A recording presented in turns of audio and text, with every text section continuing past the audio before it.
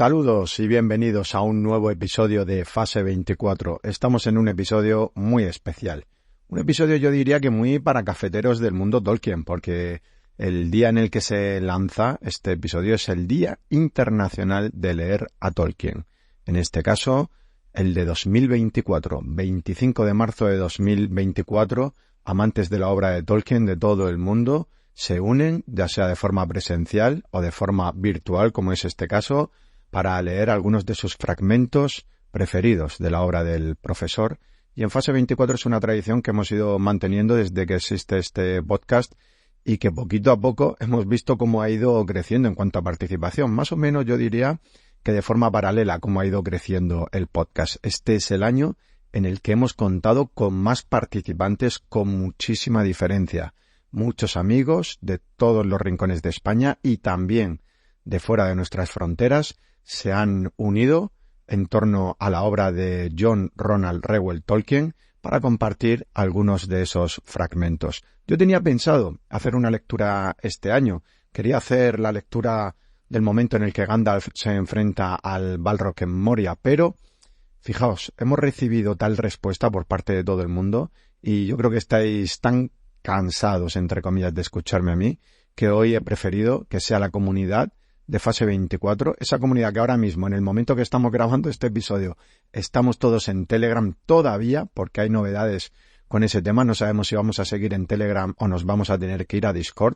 Dejaré en la descripción del audio el enlace a los dos canales en los que nos estamos comunicando, tanto Telegram como Discord, por si quieres formar parte de ellos. Pues toda la gente del canal de Telegram, de momento, se ha sumado a la iniciativa y hay muchísima gente que ha participado enviando sus lecturas. Así es que nada, muchísimas gracias a todos ellos. Algunos se han olvidado en el inicio de decir su nombre, de presentar un poquito su lectura. No pasa absolutamente nada, porque en la descripción del audio tenéis el orden de las personas que participan y el orden de cada una de las lecturas. Empezamos con uno de los grandes, con Maese Duriner y su lectura.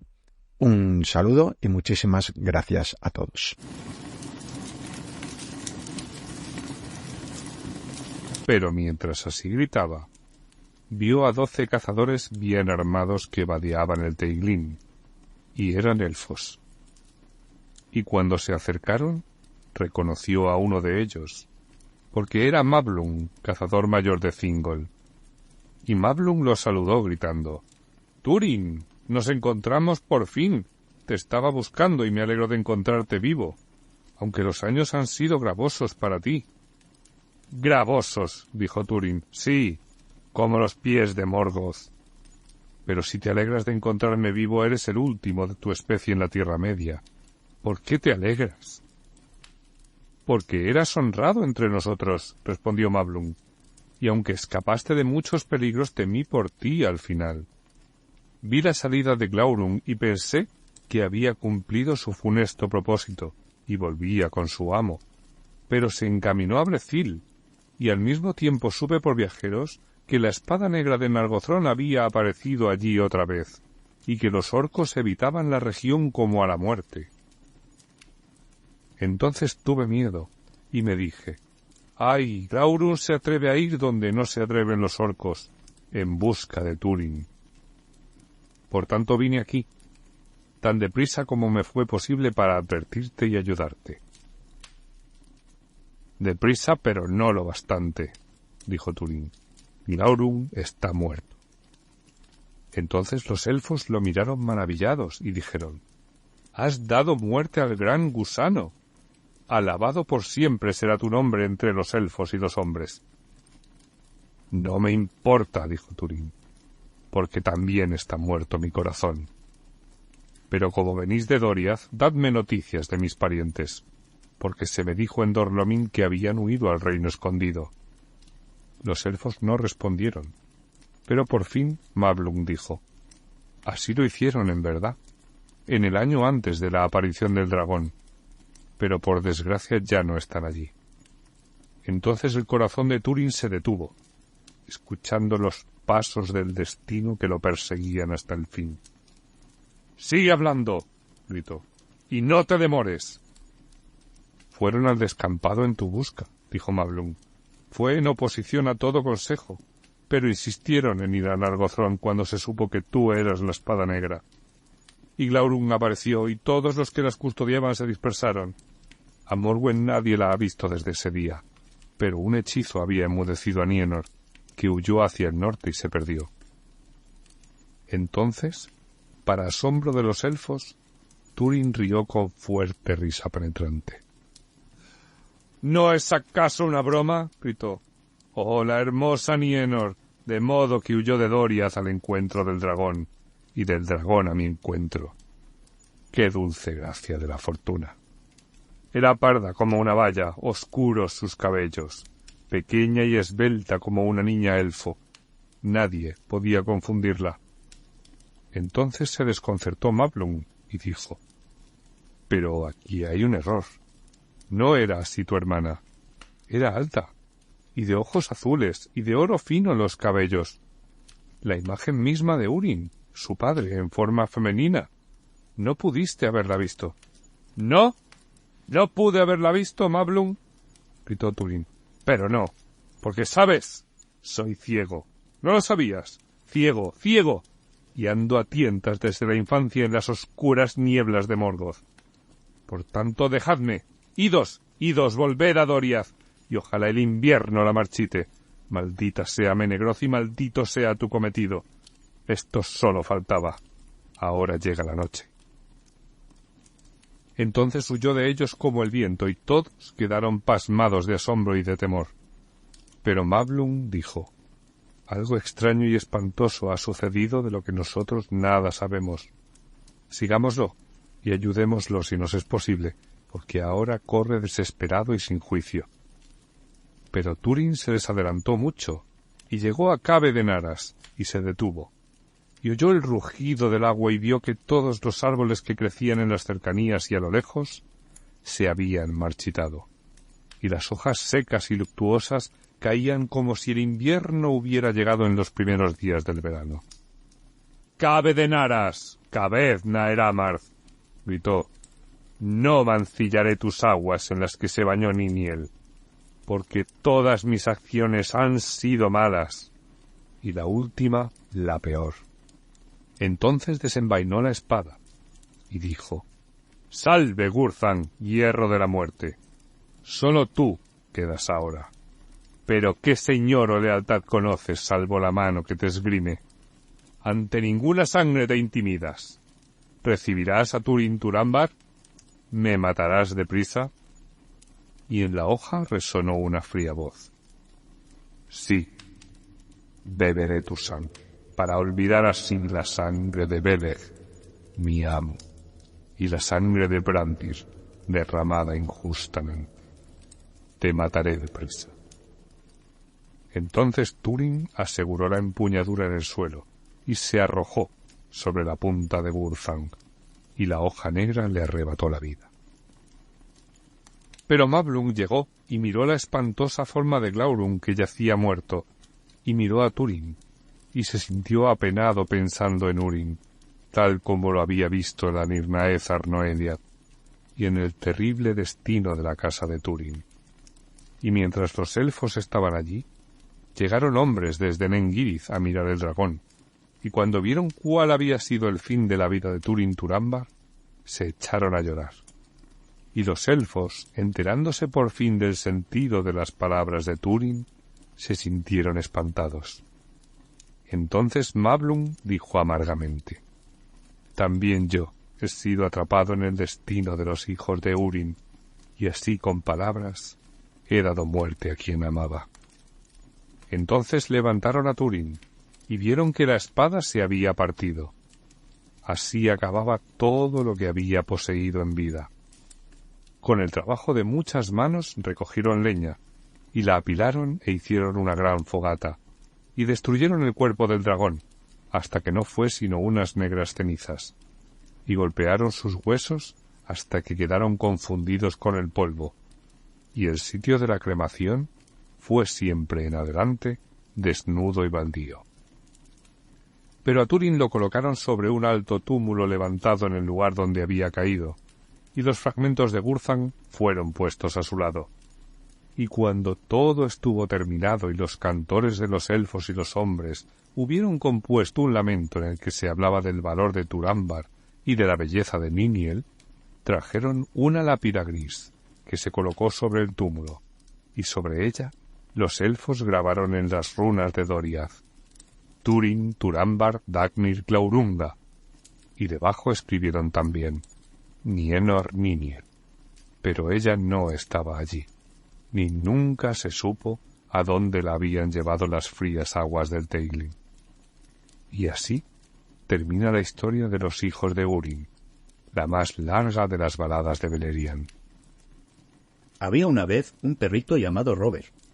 Era muy pequeño y muy joven, pues de lo contrario se habría portado mejor. Y era muy feliz jugando al sol en el jardín con una pelota amarilla, si nunca hubiera hecho lo que hizo. No todos los hombres viejos con los pantalones rotos son malos. Unos son hombres de huesos y botellas y tienen sus perritos. Y otros son jardineros, y algunos, muy pocos, son brujos que vagabundean como si estuvieran de fiesta, buscando algo que hacer. El que ahora entra en la historia era. Llegó a pie por el sendero del jardín, vestido con una vieja y andrajosa chaqueta, con una vieja pipa en la boca y un viejo sombrero verde en la cabeza. Si Robert no hubiera estado tan ocupado ladrando a la pelota, tal vez habría visto la pluma azul clavada en la parte de atrás del sombrero verde, y entonces habría sospechado que el hombre era un brujo, como habría hecho cualquier perrito sensato, pero él nunca vio la pluma. Cuando el hombre se agachó y recogió la pelota, por un momento pensó convertirla en una naranja, incluso en un hueso o en un trozo de carne para Robert. Robert gruñó y dijo: «¡Déjala!», sin ni siquiera un por favor. Por supuesto, el brujo, por ser brujo, lo entendió perfectamente y contestó a su vez: «¡Calla, tonto!», sin ni siquiera un por favor. Luego se metió la pelota en el bolsillo solo por fastidiar al perro y se volvió. Lamento decir que inmediatamente Robert le mordió los pantalones y le arrancó un buen trozo. Tal vez también le arrancó un trozo al brujo. En cualquier caso, el hombre se puso súbitamente furioso y dijo: «¡Idiota! Anda y conviértete en un juguete». Y al momento empezaron a ocurrir las cosas más extrañas. Para empezar, Robert era solo un perro pequeño, pero de repente se sintió mucho más pequeño. La hierba pareció hacerse monstruosamente alta y se agitó muy por encima de su cabeza. Y en un largo trecho, a través de la hierba, como el sol que se eleva sobre los árboles de un bosque, pudo ver la enorme pelota amarilla, donde el brujo había vuelto a dejarla. Oyó el clic de la cancela cuando el hombre salió, pero no pudo verlo. Intentó ladrar, pero solo le salió un pequeño sonido, demasiado pequeño para que pudiera oírlo la gente común, y supongo que ni siquiera un perro lo habría percibido. Tan pequeño se había hecho el perro que, si entonces hubiera llegado un gato, estoy seguro habría pensado que Robert era un ratón y se lo habría zampado. Tinker lo habría hecho. Tinker era el gato negro y grande que vivía en la misma casa. Nada más pensar en Tinker, Robert empezó a sentir un miedo espantoso en todo el cuerpo. Pero los gatos se esfumaron pronto de su mente. De repente desapareció el jardín alrededor de él, y Robert se sintió transportado no sabía dónde. Cuando volvió la calma, comprobó que estaba en la oscuridad, encima de un montón de cosas duras, y allí estaba él, en una caja que le parecía sofocante, muy incómoda a la larga. No tenía nada para comer o beber, pero peor aún, comprobó que no podía moverse. Al principio pensó que era porque estaba muy apretado. Pero luego descubrió que durante el día podía moverse muy poco y con mucho esfuerzo. Y además únicamente cuando nadie miraba. Solo después de medianoche podía andar y menear el rabo. Y, aún así, un poco tieso, se había convertido en un juguete. Y como no había dicho por favor al brujo, ahora tenía que estar todo el día quieto y suplicar. Ese era su castigo. Después de lo que le pareció un tiempo muy largo y oscuro, Robert intentó una vez más ladrar con suficiente fuerza para que la gente le oyera. Trató de morder las otras cosas que estaban con él en la caja. Estúpidos, pequeños animales de juguete, hechos solo de madera o plomo, no perros auténticos encantados como él. Pero su situación no era nada buena. No podía ladrar ni morder. De repente, alguien llegó y quitó la tapa de la caja y dejó que entrara. «Habría sido mejor poner esta mañana algunos de estos animales en el escaparate, Harry», dijo una voz y una mano se introdujo en la caja. «¿De dónde vino este?», dijo la voz cuando la mano asió a Robert. «No recuerdo haberlo visto antes. En la caja de 3 peniques no hay nada que merezca la pena, seguro. ¿Has visto alguna vez algo que parezca tan real? Mírale el pelo y los ojos». «Márcalo a 6 peniques», dijo Harry, «y ponlo en la parte de delante del escaparate». El pobre pequeño Robert tuvo que permanecer toda la mañana allí, en la parte delantera del escaparate, bajo el fuerte sol y la tarde entera, hasta cerca de la hora del té, y todo el tiempo tuvo que estar quieto y hacer ver que suplicaba, aunque en su interior estaba realmente muy enfadado. «Tan pronto como alguien me compre, me escaparé», dijo Robert a los otros juguetes. «Yo soy de verdad. No soy un juguete, y yo no quiero ser un juguete. Quiero que me venga alguien y que me compre enseguida. Odio esta tienda y no puedo moverme metido como estoy entre las cosas de este escaparate». «¿Para qué quieres moverte?», dijeron los otros juguetes. «Nosotros no queremos. Es más cómodo estarse quieto, sin pensar en nada.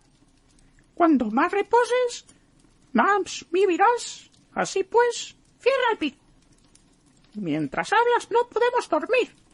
Y a algunos de nosotros nos esperan tiempos difíciles en familias con niños salvajes». Los otros juguetes ya no dijeron nada más, con lo que el pobre Robert no tenía absolutamente a nadie con quien hablar. Y se sintió muy desgraciado y lamentó mucho haber mordido al brujo en los pantanos. Hola a todos y a todas. Soy Daniel Generoso, ancálago en la Sociedad Tolkien. Mi lectura de hoy para conmemorar el Día de leer a Tolkien que organiza Fase 24 será un fragmento del relato de Tuor y la caída de Gondolin, que se corresponde con el capítulo 23 del Silmarillion. Para poner un poco de contexto, ya que la lectura abarca solo una parte, diré que Tuor, hijo de Ur, ha emprendido un viaje en compañía de Boromwe a la búsqueda del reino escondido de Gondolin, impelido por Ulmo, señor de las aguas. Porta las armas halladas en Windjammer y se oculta con la gran capa obsequiada por el Vala. El fragmento comienza aquí. Por último, mediante el poder que Ulmo había puesto en ellos, llegaron a las puertas escondidas de Gondolin, y pasando por el túnel subterráneo, alcanzaron el portón interior, y la guardia los hizo prisioneros. Fueron conducidos entonces por el poderoso desfiladero de Orfalc Ecor, cerrado por 7 puertas, y llevados ante Ectelion de la Fuente, el guardián de la gran puerta al final del camino empinado, y allí Tuor dejó caer la capa, y por las armas que llevaba de Windjammer reconocieron que era en verdad el enviado de Ulmo.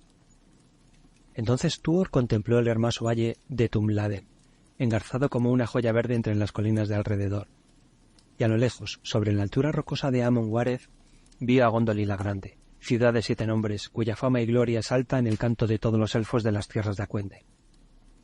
Por orden de Ectelion, las trompetas sonaron en las torres de la gran puerta, y las colinas devolvieron el eco, y lejano, pero claro, llegó el sonido de otras trompetas, que respondían desde los muros blancos de la ciudad, arrebolados con el alba que se extendía por la llanura. Y así fue como el hijo de Huor cabalgó a través de Tumladen y llegó a la puerta de Gondolin. Y después de ascender las amplias escalinatas de la ciudad, fue por fin conducido a la torre del rey, y contempló las imágenes de los árboles de Valinor. Entonces Tuor se encontró de pie ante Turgon, hijo de Fingolfin, rey supremo de los Noldor, y a la derecha del rey estaba de pie Maeglin, hijo de su hermana, y a la izquierda tenía sentada a su hija Idril Celebrimbor. Y todos los que escucharon la voz de Tuor se maravillaron, preguntándose si sería en verdad un hombre de raza mortal, porque hablaba con las palabras del Señor de las Aguas que le venían en ese instante. Y le advirtió a Turgon que la maldición de Mando se precipitaba ahora e iba a cumplirse, y que todas las obras de los Noldor perecerían. Y le dijo que partiera y abandonara la poderosa ciudad que había construido y bajara por el Sirion al mar. Entonces Turgon meditó largo tiempo el consejo de Ulmo, y le vinieron a la mente las palabras que oyera en Vinyab. No ames demasiado la obra de tus manos y las invenciones de tu corazón, y recuerda que la verdadera esperanza de los Noldor está en el occidente y viene del mar. Pero Turgon se había vuelto orgulloso y Gondolin era tan bella como un recuerdo de Elventirion, y él confiaba todavía en el secreto y en la fuerza inexpugnable de estas tierras, aun cuando un Vala lo negara. Y después de la Nirna de Zarnoediad, el pueblo de esa ciudad no deseaba volver a mezclarse en los males de los elfos y los hombres de fuera, ni regresar a Occidente por el camino del miedo y del peligro. Encerrados tras sus colinas encantadas y sus sendas, no toleraban que nadie entrase, aunque estuviera oyendo del odio de Morgoth. Y las nuevas de las tierras de más allá le llegaban débiles y lejanas, y muy poco caso hacían de ellas. Los espías de Morgoth los buscaban en vano, y Gondolin era como un rumor y un secreto que nadie podía descubrir. Maeglin hablaba siempre en contra de Tuor en los consejos del rey, con palabras que parecían convincentes, en tanto respondían a los deseos de Turgon, y por fin el rey se negó al mandato de Ulmo y rechazó la advertencia. Sin embargo, en ese consejo del Vala escuchó otra vez las palabras que fueran pronunciadas en la costa de Araman mucho tiempo atrás, antes que los Noldor partieran, y el miedo a la traición despertó en el corazón de Turgon. Cerraron por tanto las puertas escondidas de las montañas circundantes, y desde entonces nadie salió nunca de Gondolin en misión de paz o de guerra mientras la ciudad estuvo allí. Thorondor, el señor de las águilas, les anunció la caída de Nargothrond y luego trajo la noticia de la muerte de Thingol y la de Dior, el heredero, y de la ruina de Doriath. Pero Turgon cerró los oídos a los males de fuera, e hizo voto de no marchar nunca al lado de ningún hijo de Fëanor, y prohibió a su pueblo que atravesara el cerco de las colinas. Y Tuor permaneció en Gondolin, subyugado por la beatitud y la belleza de esas tierras y la sabiduría de la gente, y se hizo poderoso de mente y estatura, y aprendió a fondo la ciencia de los elfos exiliados. Entonces el corazón de Idril se volvió hacia él, y el de Tuor hacia el de ella, y el odio secreto de Maeglin fue cada vez mayor, porque deseaba poseer a Idril por sobre todas las cosas, heredera única del rey de Gondolin.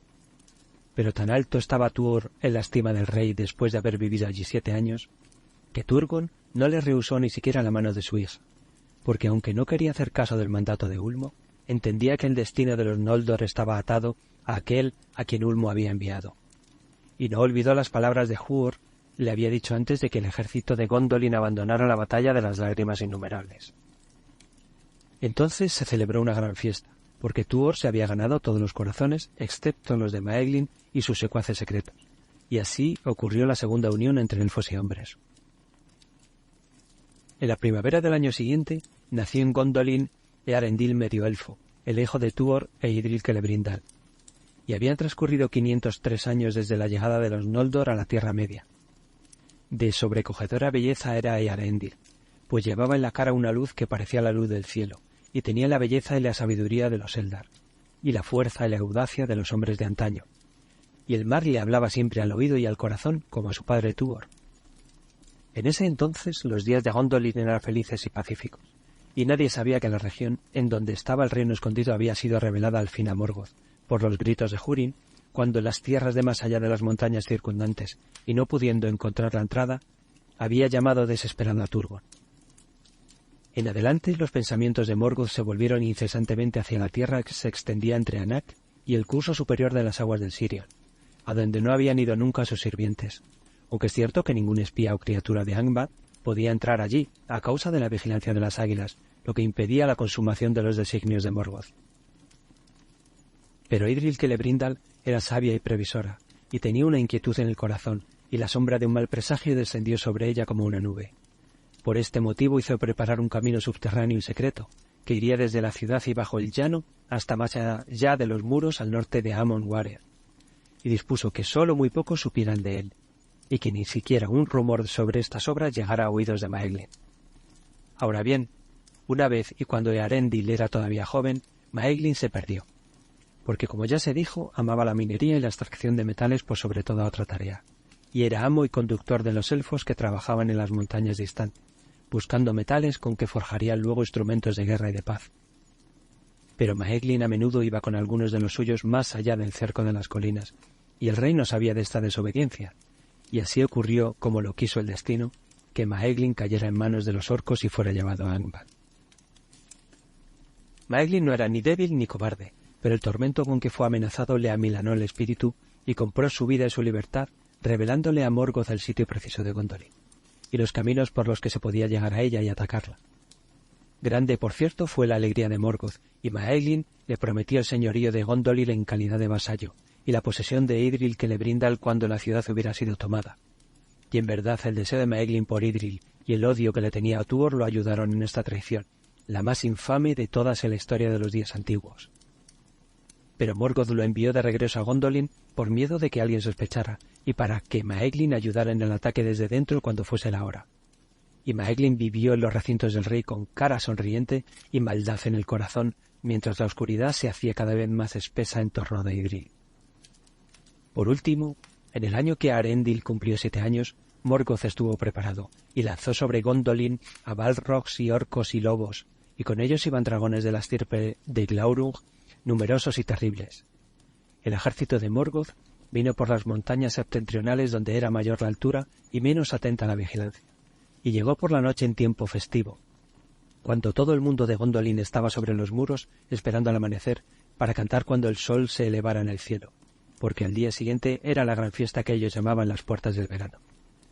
Pero la luz roja tiñó las colinas del norte y no las del este, y nada detuvo a los enemigos hasta que estuvieron bajo los muros mismos de Gondolin, y ya no hubo modo de impedir el sitio de la ciudad. De todos los hechos de valor desesperado que allí llevaron a cabo los capitanes de las casas nobles y sus guerreros, y no fue Tuor el menos valiente, mucho se cuenta en la caída de Gondolin. La lucha de Ectelion de la Fuente con Godmog, señor de los Balrogs, librada a la misma plaza del rey en la que se dieron muerte el uno al otro, y la defensa de la torre de Turgon hasta que fue derribada, y grandes fueron la caída y ruina de la torre, y la caída de Turgon.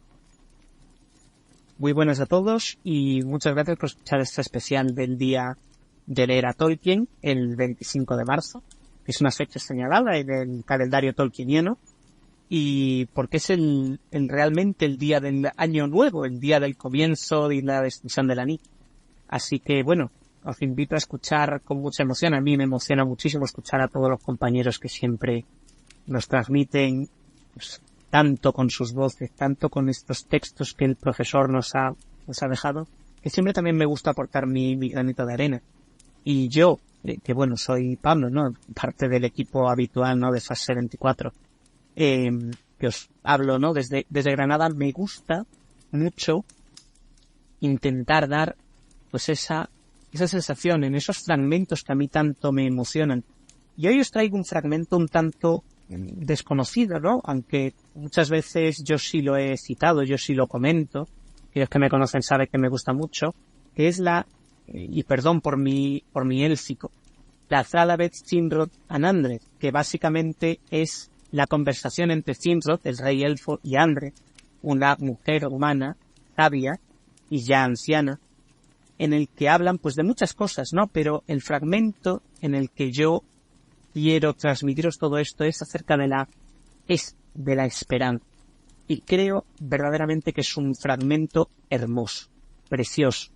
Así que pues os invito, ¿no?, a disfrutarlo y escuchar lo que Tolkien nos quería decir, y en este caso a través de mi voz. «Ay, señor», dijo Andrew, «entonces, ¿qué hemos de hacer ahora? Pues hablamos como si esas cosas existieran, o fueran a existir sin lugar a duda. Pero los hombres han disminuido y perdido su poder. No buscamos Arda Reir, en vano observamos la oscuridad que se extiende ante nosotros. Y vuestra eterna morada debe prepararse con nuestra ayuda, no será construida ahora». «Entonces, ¿no tenéis ninguna esperanza?», dijo Finrod. «¿Qué es la esperanza?», dijo ella. «La expectativa de un bien que, aunque incierto, tiene alguna base en lo conocido. Entonces, no tenemos ninguna». «Eso es algo que los hombres llaman esperanza», dijo Finrod. «Amdir la llamamos, alzar la vista. Pero hay otra que se fundamenta en algo más profundo. La llamamos, es decir, confianza. No es derrotada por los caminos del mundo, porque no procede de la experiencia, sino de nuestra naturaleza y primer ser. Y en verdad somos los Eruin, los hijos del único, él no permitirá que lo priven de lo suyo, ni enemigo alguno, ni aun nosotros mismos. Este es el fundamento último de la Este, que mantenemos aún cuando contemplamos el fin, que todos sus designios son para la felicidad de sus hijos. Amdir no tenéis, decís, ¿tampoco conocéis la Estel? Quizá, dijo él, pero no advertís que hemos sido heridos para que la Estel vacile y sus cimientos se tambaleen. Somos los hijos del único. ¿No hemos sido finalmente expulsados? ¿O siempre lo estuvimos? ¿No es acaso el sin nombre el señor del mundo? No lo preguntéis siquiera, dijo Finrod. No puedo dejar de hacerlo, repuso Andre. Si habéis de entender la desesperanza en la que caminamos, o en la que caminan la mayoría de los hombres, entre los Atani, como nos llamáis, o los buscadores, como decimos nosotros, los que abandonaron las tierras de la desesperación y los hombres de la oscuridad y viajaron hacia el oeste con una esperanza vana, se cree que aún es posible encontrar un remedio, o que hay algún modo de escapar. ¿Pero es eso Estel? ¿No es más bien Amdir, pero sin razón? Una simple huida en un sueño al despertar, del cual saben que no hay escapatoria de la oscuridad y la muerte. Una simple huida en un sueño, decís, repuso Finrod. En el sueño se revelan muchos deseos, y el deseo puede ser el último vestigio de la Estel. Pero no queréis decir sueño, Anne. Confundís sueño y vigilia con esperanza y creencia, para hacer uno más dudoso y el otro más seguro. ¿Acaso duermen cuando hablan de escapatoria y remedio? Dormidos o despiertos no dicen nada con claridad, repuso Andre. ¿Cómo o cuándo llegará el remedio? ¿Qué tipo de existencia tendrán quienes vean ese tiempo rehecho? ¿Y qué pasará con los que fuimos a la oscuridad antes del remedio? Tales preguntas solo los de la antigua esperanza, como se llaman a sí mismos, ofrecen una respuesta. ¿Los de la antigua esperanza?, dijo Finrod. ¿Quiénes son? Unos pocos, dijo él, pero su número ha crecido desde que llegamos a esta tierra, y ven que el sin nombre puede ser desafiado, según creen. Pero no es una buena razón. Desafiarlo no deshace lo que antaño hizo, y si el valor de los Eldar fracasa aquí, su desesperación será mayor. Porque no era en el poder de los hombres, y en el de ninguno de los pueblos de Arda, donde se basaba la antigua esperanza. ¿Cuál era entonces esa esperanza, si no sabéis? Preguntó Finrod. Dicen, repuso Andre, dicen que el mismo único entrará en Arda y sanará a los hombres, y remediará la mácula desde el principio hasta el fin. También dicen o simulan que es un rumor que procede de los años incontables, aún de los años de nuestro mal. ¿Dicen? ¿Simulan? Dijo Finrod. ¿No sois acaso una de ellos? ¿Cómo puedo serlo, señor? Toda sabiduría habla en contra. ¿Quién es el único a quien vosotros llamáis él? Si dejamos a un lado a los hombres que sirven al sin nombre, como hacen muchos en la Tierra Media, Muchos hombres perciben el mundo como una guerra entre una luz y una sombra igualmente poderosa. Pero vos diréis, ¿no? Esos son Manwë y Melkor. Eru está por encima de él. ¿Es Eru entonces el mayor de los Valar? Un gran dios entre los dioses, como dicen muchos hombres aún entre los Atani. Un rey que habita lejos de su reino y deja que príncipes menores hagan allí según su voluntad. Y de nuevo decís, no, Eru es el único. Está solo y no hay otro como él. Y él hizo Ea, y está más allá de ella. Y los Valar son más grandes que nosotros, pero tampoco se acercan a su majestad. ¿No es así? Sí, dijo Finrod. Eso decimos, y los Valar a quienes conocemos dicen lo mismo. Todos salvo uno. Pero, ¿quién crees que es más probable que mienta? ¿Los que se humillan o el que se ensalza a sí mismo? No tengo ninguna duda, dijo André. Y por esa razón, lo que afirma la esperanza sobrepasa mi entendimiento. ¿Cómo puede Eru entrar en una cosa que él ha hecho y de la que él es más grande, fuera de toda medida? ¿Puede el cantante introducirse en su historia o el pintor en sus cuadros? Ya está dentro. Además de fuera, dijo Finrod, pero en verdad el dentro y el fuera no son del mismo modo. Cierto, dijo André. De ese modo puede Eru estar presente en Ea, que procede de él, pero dicen que Eru mismo entrará en Arda, algo por completo diferente. ¿Cómo puede él, que es el más grande, hacerlo? ¿No destruiría Arda incluso toda Ea? No me lo preguntéis a mí, dijo Finrod. Esas cosas están fuera del alcance de la sabiduría de los Eldar, o quizás de los Valar.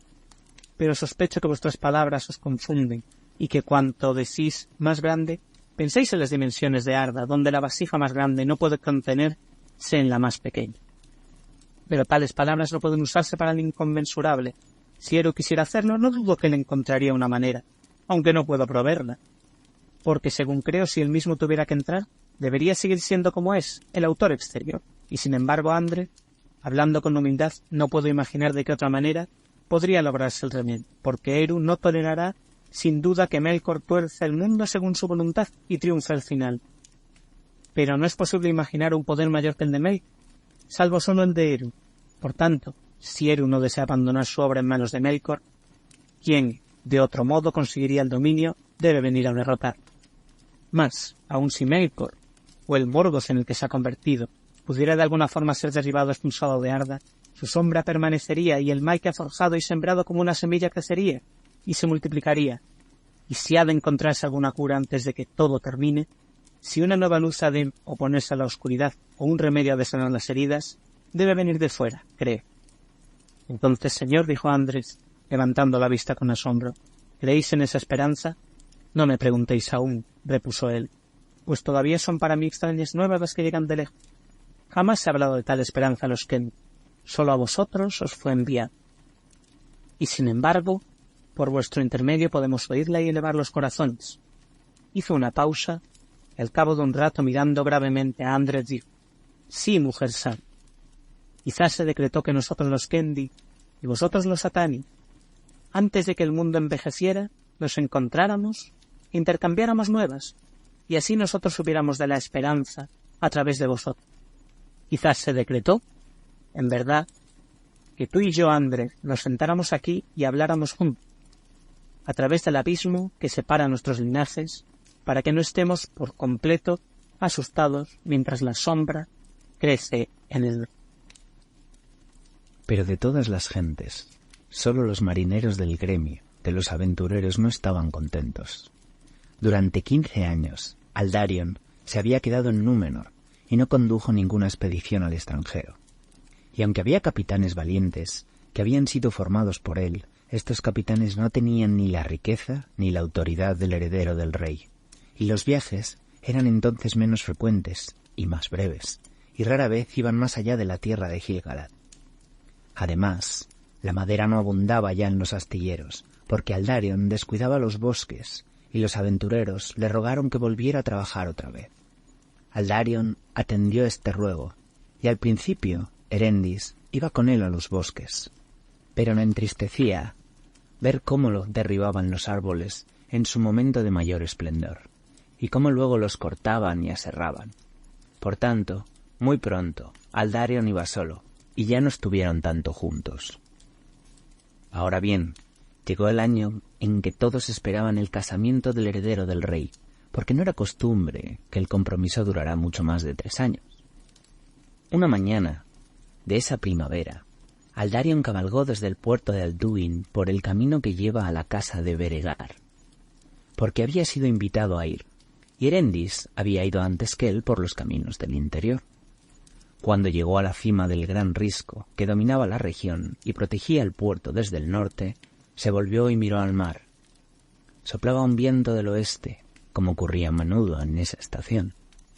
Amado por los que soñaban con navegar por la Tierra Media, y unas olas de cresta blancas avanzaban hacia la costa. Entonces, de súbito, la nostalgia por el mar lo asaltó, como si una gran mano le aferrara la garganta, y el corazón le latió con fuerza, y se quedó sin aliento. Luchó por dominarse, y al fin se volvió y se puso otra vez en marcha, y decidió tomar el camino a través del bosque, en que había visto cabalgar a Erendis y la había confundido con una Eldar, hacía ya 15 años. Casi la buscó para verla una vez más, pero ella no estaba allí, y el deseo de verle la cara le apremió, de modo que llegó a la casa de Beregar antes de caer la noche. Allí, ella lo recibió de buen grado, y él estaba feliz, pero no dijo nada acerca de la boda, aunque todos pensaban que para eso había venido a las tierras del oeste. Con el paso de los días, Erendis observó que cuando estaban en compañía de gentes que hablaban y reían, Aldarion a menudo guardaba silencio, y si lo miraba de pronto, veía que él le clavaba los ojos. Entonces se le estremeció el corazón, porque los ojos azules de Aldarion le parecieron ahora grises y fríos, aunque con una especie de hambre en la mirada. Era una mirada que había visto antes, con demasiada frecuencia, y le dio miedo lo que parecía pronosticar, pero calló. Y Núñez, que había advertido todo lo que sucedía, se alegró, porque las palabras pueden abrir heridas, como decía ella. Al cabo de un tiempo, Aldarion y Erendis volvieron cabalgando a Armenelos, y a medida que se alejaban del mar, él se iba alegrando otra vez. Sin embargo, nada dijo a Erendis de aquello que lo perturbaba, porque en verdad estaba en guerra consigo mismo y no sabía qué hacer. Así avanzó el año, y Aldarion no decía nada, ni del mar, ni de la boda, pero iba con frecuencia a Romena, y pasaba el tiempo en compañía de los aventureros. Por fin, cuando llegó el año siguiente, el rey le pidió que lo visitara, y hubo paz entre ellos, y ninguna nube empañó el efecto que se tenían. «Hijo mío», dijo Tarmelendur, «¿cuándo me darás la hija que desde hace tanto tiempo deseo? Más de 3 años han pasado ya, y es tiempo más que suficiente. Me asombra que puedas soportar semejante demora». Entonces, Aldarion guardó silencio, pero finalmente dijo: «Me ha dado otra vez esa nostalgia, Atariña. 18 años son un ayuno muy largo. Apenas puedo estarme quieto en la cama o sostenerme sobre un caballo, y el pedregoso suelo duro me lastima los pies». Entonces Meneldur se afligió y compadeció a su hijo, pero no entendía por qué estaba perturbado, pues a él nunca le había gustado navegar, y le dijo: «Ay, pero estás comprometido, y por las leyes de Númenor y el recto juicio de los Eldar y los Edain, un hombre no puede tener 2 esposas. No puedes desposarte con la mar, pues tu novia es Erendis». Entonces a Aldarion se le endureció el corazón, porque esas palabras le recordaron su conversación con Erendis al pasar por Emery, y pensó, aunque no era cierto, que ella había hablado con el rey. Tal vez era siempre el temple de Aldarion, si creía que otros se unían para incitarlo a tomar cierto camino. Enseguida se apartaba de él. «Los herreros pueden forjar y los jinetes cabalgar y los mineros cavar, aunque estén casados», dijo. «¿Por qué no han de poder navegar los marineros?» «Si los herreros se pasaran 5 años sobre el yunque, no habría muchas esposas de herreros», dijo el rey. «Y no son muchas las esposas de los marineros. Y soportan lo que deben, porque tal es la vida y la necesidad que ellas tienen. El heredero del rey no es marinero de oficio, ni por necesidad». «Hay otras necesidades, además de la de ganarse el pan cotidiano», dijo Aldarion, «y aún tengo muchos años por delante». «No, no», dijo Meneldur, «das por descontada la gracia de Erendis, tiene menos esperanzas que tú, y los años son más rápidos para ella. No pertenece a la línea de Elros, y ya hace mucho tiempo que viene amándote. Se mantuvo apartada casi 12 años cuando yo solo pensaba en ella, dijo Aldarion. No pido un tercio de ese tiempo. Ella no estaba comprometida entonces, dijo Meneldur. Pero ahora ninguno de los dos es libre. Y si se mantuvo apartada, no dudo de que fuera por miedo a lo que ahora parece probable que ocurra, si no consigues dominarte. De algún modo llegaste a callar ese miedo, y aunque no hayas hablado con claridad, estás, sin embargo, obligado, creo yo.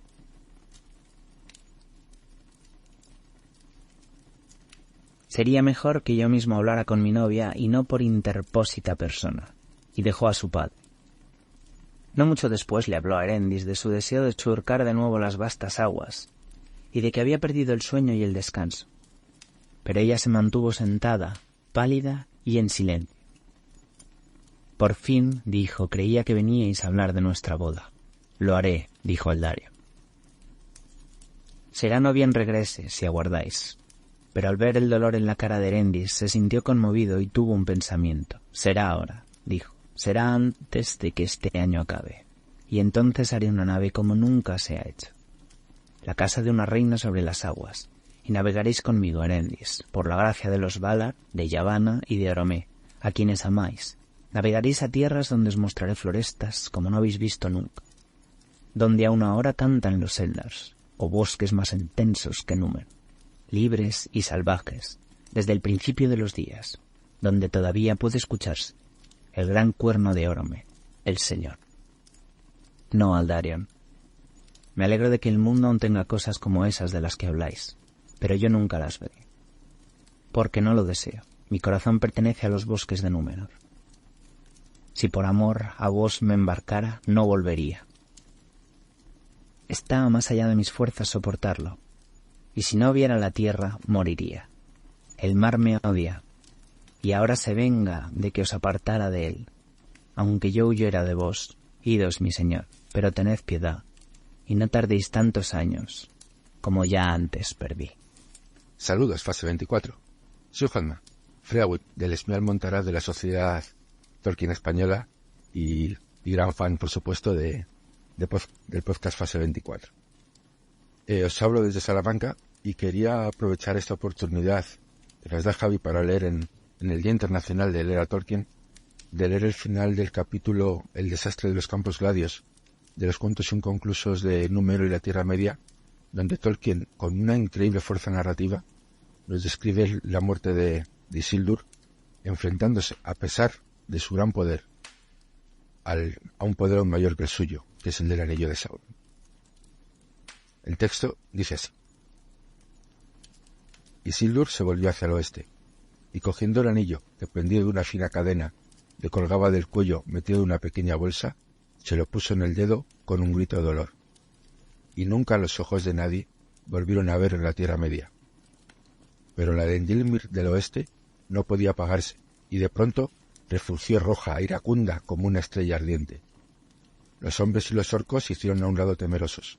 Isildur, cubriéndose la cabeza con una capucha, se desvaneció en la noche. De lo que después les ocurrió a los Dúnedain, solo esto se sabe, que al poco tiempo yacían todos muertos, salvo uno, un joven escudero, aturdido y sepultado bajo los cadáveres. Así murió Elendil, que estaba destinado a ser rey, y en su fuerza y su sabiduría, en su majestad sin orgullo, uno de los más grandes, el mejor de la simiente de Elendil, el más semejante a su antecesor, como pronosticaban todos los que le conocían. Isildur se cuenta que el dolor y la angustia de su corazón eran grandes, pero al principio corrió como un gamo perseguido por perros, hasta que llegó al fondo del valle. Allí se detuvo para asegurarse de que no lo perseguían, porque los orcos podían seguir el rastro de un fugitivo en la oscuridad por el olor. Luego prosiguió, más precavido, porque vastas extensiones se abrían por delante en la penumbra, ásperas y sin senderos, llenas de trampas para los pies errantes. Así fue que llegó por fin a las orillas del Anduin, en el más profundo de la noche, y estaba cansado, porque había hecho un viaje que los Dúnedain, semejante terreno, no habrían podido hacer más rápidamente sin detenerse y a la luz del día. El río estaba remolineando oscuro y veloz ante él. Se quedó allí un rato, desesperado y solo. Luego, deprisa, se despojó de la armadura y las armas, salvó una corta espada que llevaba sujeta al cinturón y se sumergió en el agua. Era hombre vigoroso, y una resistencia que pocos Dúnedain de su edad podían igualar, pero tenía escasas esperanzas de alcanzar la otra orilla. Antes de haber avanzado mucho, se vio forzado a volverse casi hacia el norte, en contra de la corriente, y por más que luchaba, era de continuo barrido hacia las grandes algas de los campos gladios. Estaban más cerca de lo que había pensado, y cuando por fin sintió que la corriente disminuía, y cuando casi había logrado cruzar, se encontró luchando con altos juncos y algas adherentes. Allí advirtió de pronto que había perdido el anillo. Por un azar bien utilizado, se le había desprendido de la mano en un sitio donde jamás podría encontrarlo. En un principio, el sentimiento de la pérdida fue tan abrumador que dejó de luchar y pensó en dejarse hundir y ahogarse. Pero este estado de ánimo se disipó tan deprisa como se le había presentado. Ya no sentía dolor. Se le había quitado un gran peso de encima. Sus pies encontraron el lecho del río y, saliendo del barro, avanzó forcejeando por entre los juncos hasta llegar a una islita cenagosa cerca de la orilla occidental. Allí emergió del agua. Era solo un hombre mortal, una criatura insignificante, perdida y abandonada en el descampado de la Tierra Media. Pero para los ojos nocturnales de los orcos que allí atisbaban vigilantes, se destacaba como una monstruosa sombra de espanto con ojos penetrantes como estrellas. Dispararon sobre ella sus flechas envenenadas y huyeron. Innecesariamente, porque Isildur, inerme, cayó sin un grito con la garganta y el corazón atravesados, de espaldas al agua. Ni rastros de su cuerpo encontraron nunca los elfos ni los hombres. Así murió la primera víctima de la malicia del anillo sin amo, Isildur, segundo rey de todos los Dúnedain, señor de Arnor y Gondor, y el último en esa edad del mundo. Muy buenas a todos los oyentes de Fase 24. Aquí Pablo, desde Argentina. Tengo muchos saludos, muchas cosas que me gustaría decir. Intentaré ser breve. Aunque los que me conocen saben que me cuesta mucho ser breve, me gusta mucho hablar. En primera instancia, quiero agradecer este honor a Javier Gror por la invitación y por el espacio. Es realmente un honor, repito esa palabra, estar aquí en este programa. Soy un oyente asiduo, tanto de Fase 24 como de Regreso a Hobbiton desde hace años. Y la maravilla de Internet me ha conectado con personas maravillosas como lo son Isilde. Isilde, te quiero un montón, que gracias a ti es que estoy aquí hoy también. Y bueno, mi gran amigo Meldatar, sin dudas. Muchas otras personas también he conocido a lo largo de estos años de la ST y estoy realmente muy agradecido haber encontrado este espacio en donde no me siento tan solo y veo que muchos amamos la obra del profe, así que sumamente agradecido por Regreso a Hobbiton, porque exista Fase 24, un programa de esta magnitud y que se dedique en tantos especiales a hablar del profe, así que súper agradecido. Pero vamos a lo nuestro. 25 de marzo, Día Internacional de L.A. Tolkien. No es mi primera lectura, ya allá por el 2021 he participado del club de lectura con gente también maravillosa, club de lectura del Señor de los Anillos, a cargo de la maravillosa Mónica Finduriel. Si estás escuchando, Mónica, un saludo para ti también. No es la primera lectura que participo, ya he participado una del 2022 en el Discord abierto de la ST y para mí es un honor estar aquí compartiendo con todos ustedes un fragmento que me costó mucho elegir porque sinceramente hay muchísimos fragmentos de la obra del profe que me encantan y es realmente una tarea muy complicada de elegir uno y sobre todo atenerse a los tiempos podcastiles o podcasteros, pero bueno, en este caso he elegido un fragmento del capítulo 11 del Silmarillion publicado en 1977, del Sol y la Luna y el ocultamiento de Valinor. Espero que lo disfruten y sepan, para todos aquellos que quizás no se atreven a ir hacia las tierras del este o hacia las tierras del sur, que en este país del sur todo amante de Tolkien tiene ya un amigo ganado. Un saludo enorme. La doncella a quien los Valar escogieron para gobernar la Barca del Sol se llamaba Arien, y quien gobernaba la isla de la luna era Tilion. En los días de los árboles, Arien había cuidado las flores de oro de los jardines de Vana y las había regado con el refulgente rocío de Laurelin. Pero Tilion era un cazador de la hueste de Orome y tenía un arco de plata. Era un enamorado de la plata, y en los días de descanso abandonaba los bosques de Orome, entraba en Lórien y se tendía a soñar junto a los estanques de este, entre los estremecidos rayos de Telperion, y Tilion rogó que se le encomendara la tarea de cuidar por siempre la última flor de plata. Arien, la doncella, era más poderosa que él, y fue escogida porque no había tenido miedo del calor de Laurelin, que no la había dañado, pues ella era desde un principio un espíritu de fuego, a quien Melkor no había podido engañar ni atraer.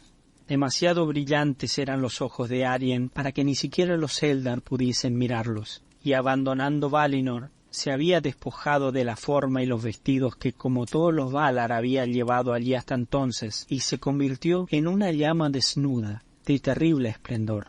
Isil fue la primera luz que hicieron y prepararon, y la primera en levantarse en el reino de las estrellas, y la primogénita de las nuevas luces, como lo había sido Telperion entre los árboles.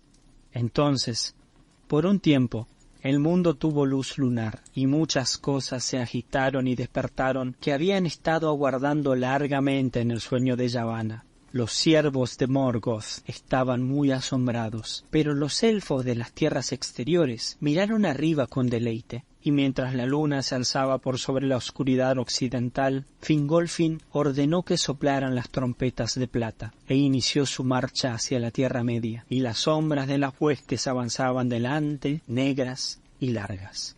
Tilion había atravesado el cielo 7 veces y se encontraba en el extremo oriental cuando la barca de Arien estuvo dispuesta. Entonces Anar se levantó en toda su gloria, y el primer amanecer del sol fue como una gran llamarada en las torres de las Pelori. Las nubes de la Tierra Media resplandecieron, y se oyó el sonido de muchas cataratas. Entonces en verdad se afligió Morgoth, y descendió a las más hondas profundidades de Angband, e hizo que los siervos se retirasen, despidiendo una gran emanación y una nube oscura para ocultar sus dominios de la luz de la estrella del día. Decidió entonces Varda que las dos barcas viajaran siempre en las alturas, pero no juntas. Irían de Valinor hacia el este, y luego regresarían partiendo una del oeste, mientras la otra volvía desde el este.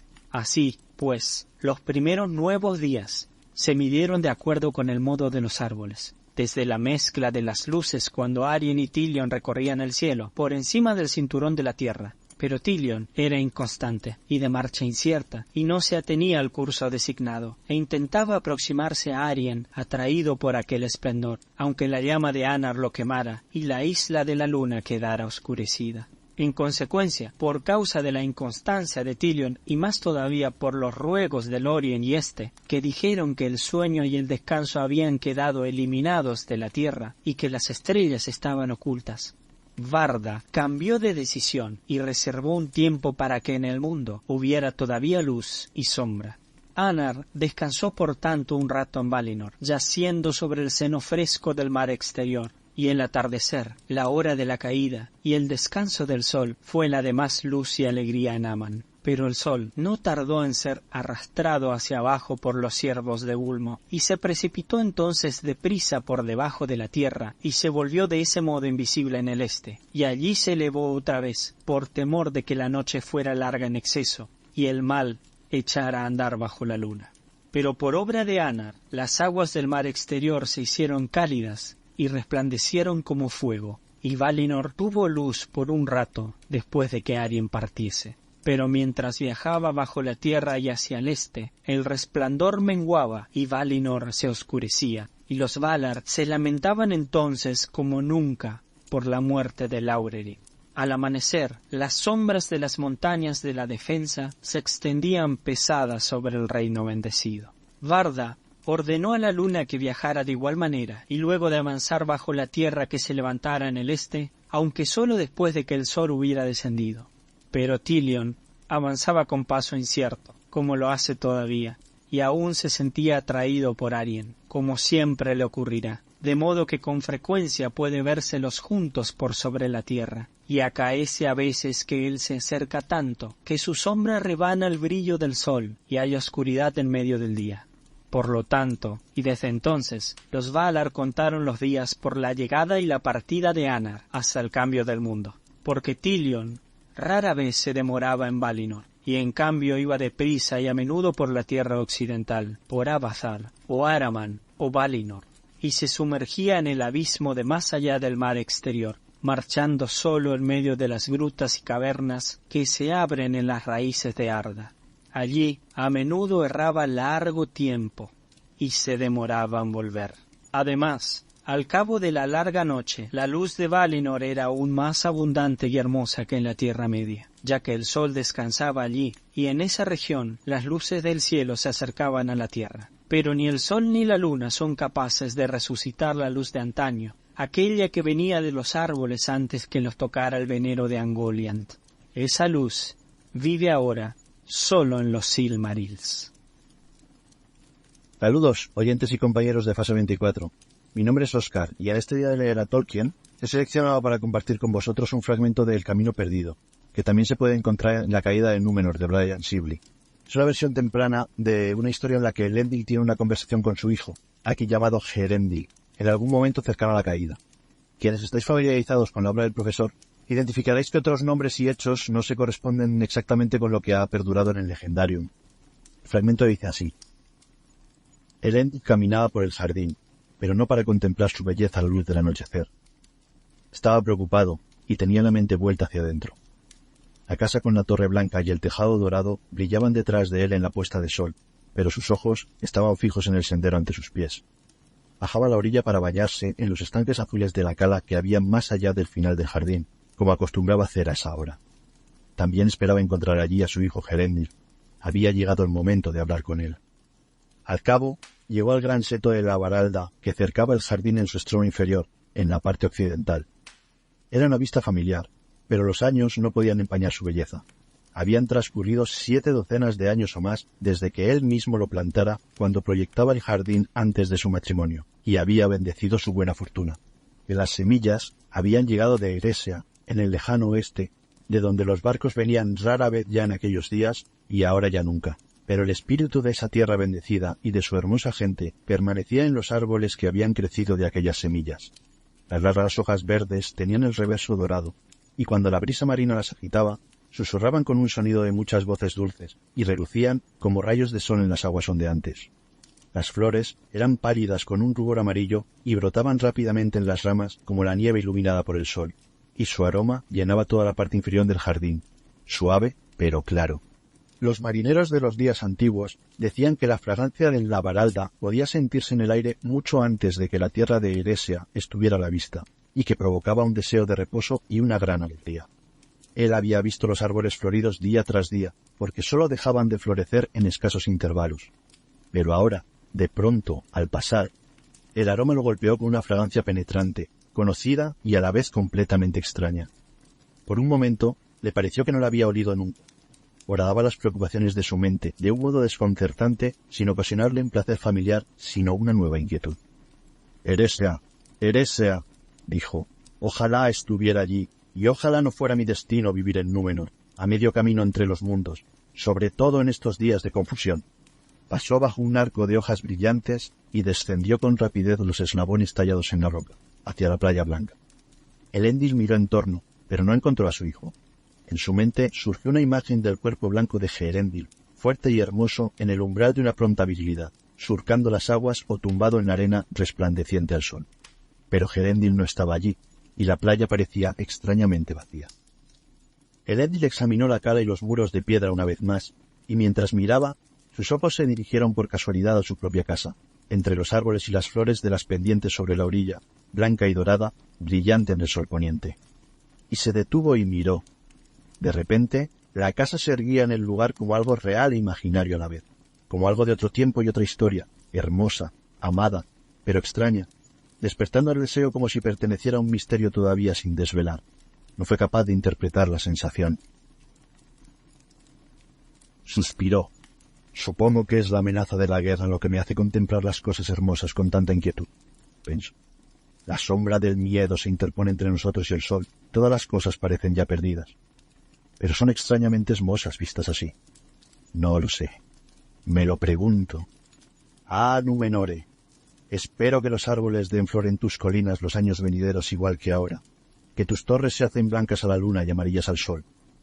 Ojalá no hubiera esperanza, sino certeza. La certeza que teníamos antes de la sombra. Pero, ¿dónde está Herendil?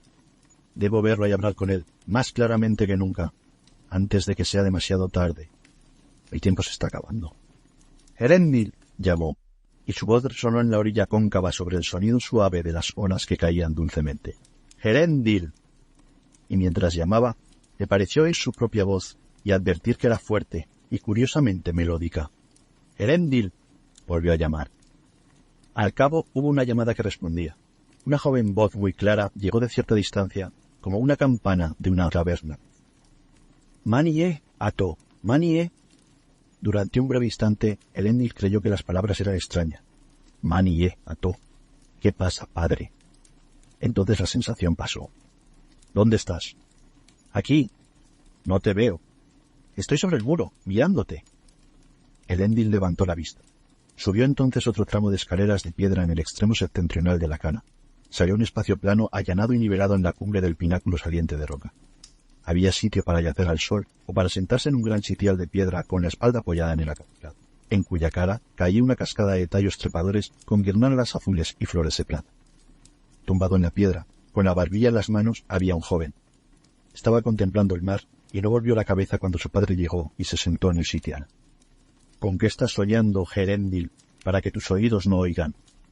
«Estoy pensando, no soñando. Ya no soy ningún niño». «Lo sé», dijo Herendil, «y por esa razón quería encontrarte y hablar contigo. Estás tan a menudo fuera y lejos, y tan poco en casa en estos días». Contempló el cuerpo blanco que tenía delante. Era querido para él, y hermoso. Herendil estaba desnudo. Había estado zambulléndose desde la elevación, porque era un buceador osado y orgulloso de su habilidad. De pronto le pareció a Herendil que el muchacho había crecido de la noche, casi del conocimiento. «¿Cómo creces?», dijo. «Tienes la hechura de un hombre fuerte y casi la has acabado». «¿Por qué te burlas de mí?», dijo el muchacho. «Sabes que soy oscuro y más pequeño que la mayoría de los otros de mi año, y eso me preocupa. Apenas le llego al hombro al Mariel, la de los cabellos de oro brillante, y es una doncella de mi edad. Sostenemos que tenemos sangre de reyes, pero te digo que los hijos de tus amigos hacen bromas sobre mí y me llaman Terendul, esbelto y oscuro, y afirman que tengo sangre eresiana y que soy medio noldo, y no es algo que se diga con amor en estos días. Es casi ser llamado medio gnomo, o temeroso de Dios, y eso es peor». Herendil suspiró. «Entonces debe de ser peligroso ser hijo de quien se llama Herendil, porque lleva a Valandil, amigo de Dios, que fue el padre de tu padre». Hubo un silencio. Al cabo, Herendil volvió a hablar. «¿De quién dices que desciende Tarkalion, nuestro rey?» «Arendel el marino, hijo de Tuor el fuerte, y él se perdió en estos mares». «¿Por qué no puede hacer el rey lo que hizo de Arendel, de quien desciende?» «Dicen que debe seguirlo y completar su obra». «¿Qué crees que quieren decir? ¿A dónde deben ir y qué obra deben completar?» «Tú lo sabes. ¿Acaso no viajó Arendel al extremo oeste y puso el pie en la tierra que nos está prohibida? Él no muere, o eso dicen las canciones». «¿A qué llamas tú la muerte?» «Arendel no regresó. Abandonó a todos a quienes amaba antes de pisar esa orilla. Salvó su linaje renunciando a él». «¿Se enojaron los dioses con él?» «¿Quién lo sabe? Porque no regresó, pero no emprendió tal hazaña para servir a Melko, sino para derrotarlo, para liberar a los hombres de Melko, no de los señores, para obtener la tierra para nosotros, no la tierra de los señores. Y los señores escucharon su súplica y se alzaron contra Melko, y la tierra es nuestra. Ahora dicen que los ereseanos, esclavos de los señores, alteraron la historia, que en verdad Arendel fue un aventurero que nos mostró el camino, y que los señores lo tomaron cautivo por esa razón, y que su obra está forzosamente inconclusa. Por tanto, el hijo de Arendel, el rey, tiene que completarla. Desean hacer lo que no se ha hecho durante largo tiempo». «¿Qué es?» «Ya lo sabes. Poner el pie en el lejano oeste y no abandonarlo. Conquistar nuevos reinos para nuestra raza, y aflojar la presión sobre esta isla poblada, donde todos los caminos están muy trillados y todos los árboles y briznas de hierba están contados. Ser libres y amos del mundo. Escapar a la sombra de la monotonía y del final. Haríamos a nuestro rey señor del oeste. Nuaran Númenore. La muerte llega aquí despacio y rara vez, pero llega. La tierra es solo una jaula adornada para que parezca el paraíso. Sí, eso he oído decir a otros, dijo Elendil. Pero ¿qué sabes tú del paraíso? He aquí que nuestras palabras distraídas nos han llevado a donde me proponía, porque me apena advertir que piensas de ese modo, aunque temía que podía ser así. Eres mi único hijo varón, y mi hijo más querido. Y me gustaría que estuviéramos de acuerdo en todas nuestras decisiones. Y debemos elegir, tú y yo. Porque en el último cumpleaños entraste en el ejército del servicio del rey. Debemos elegir entre Sauron y los señores, o uno más elevado. Eres consciente, supongo, de que Sauron no ha atraído a todos los corazones de Númenor. Sí, hay tontos aún en Númenor, dijo Herendil, bajando la voz. ¿Pero por qué hablamos de estas cosas en lugar abierto? ¿Deseas acaso causarme perjuicio? No causo perjuicio, dijo Elendil. Ya se nos ha impuesto. La elección entre los males, el primer fruto de la guerra.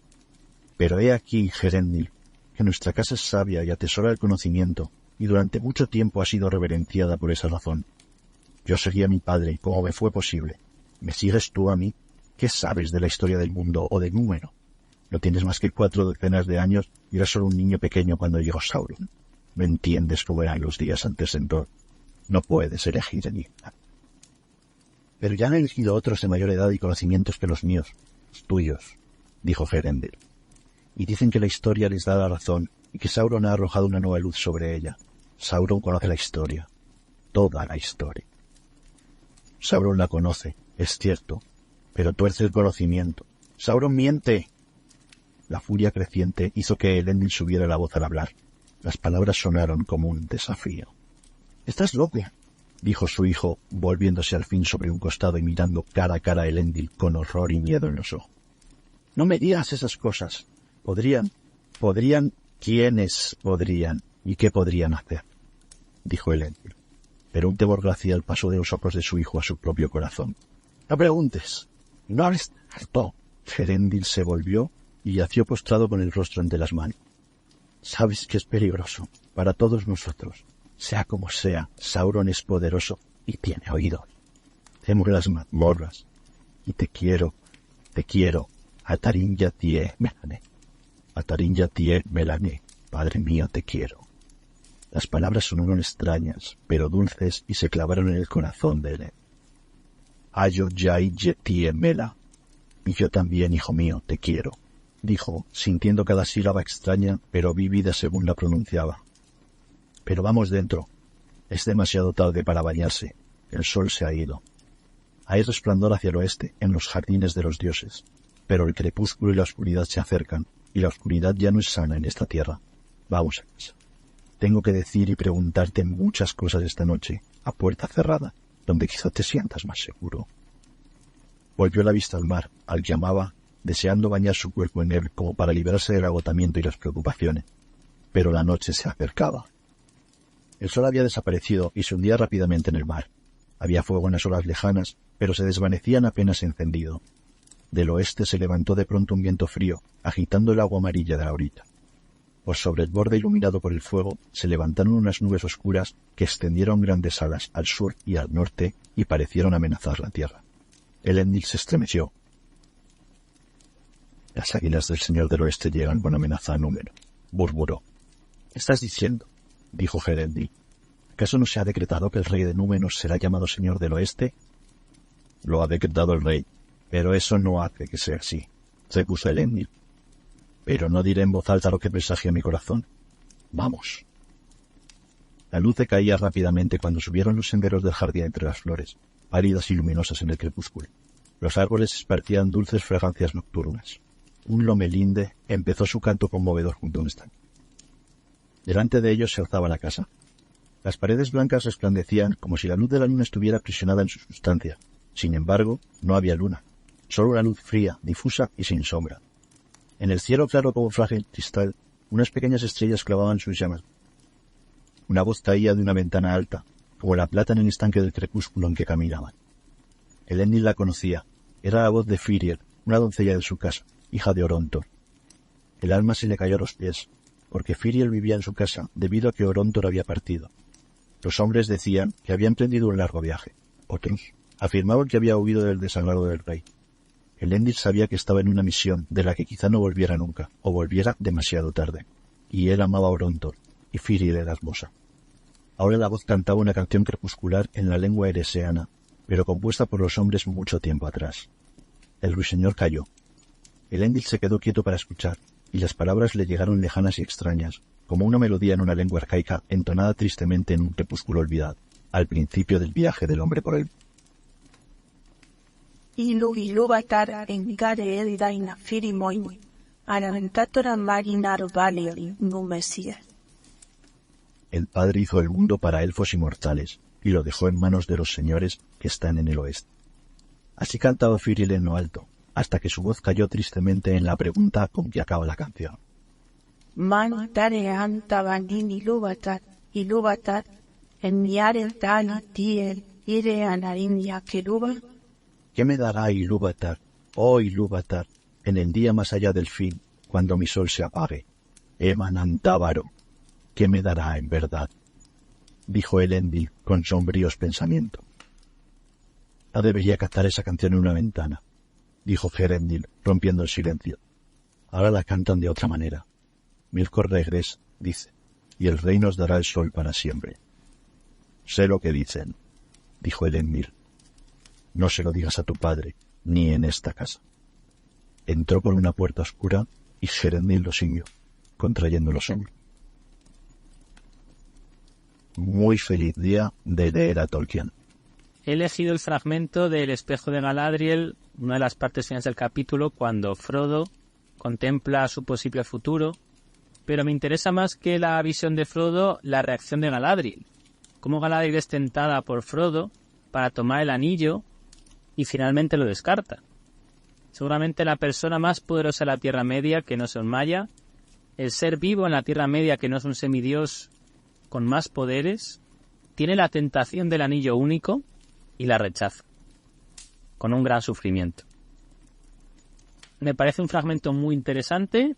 Antes, previamente en el capítulo que hemos visto, es a Sam tener una visión sobre la comarca, sobre las desgracias que le podrían suceder. Y después de esto comienza este fragmento. ¿Quieres mirar tú ahora, Frodo?, dijo la dama Galadriel.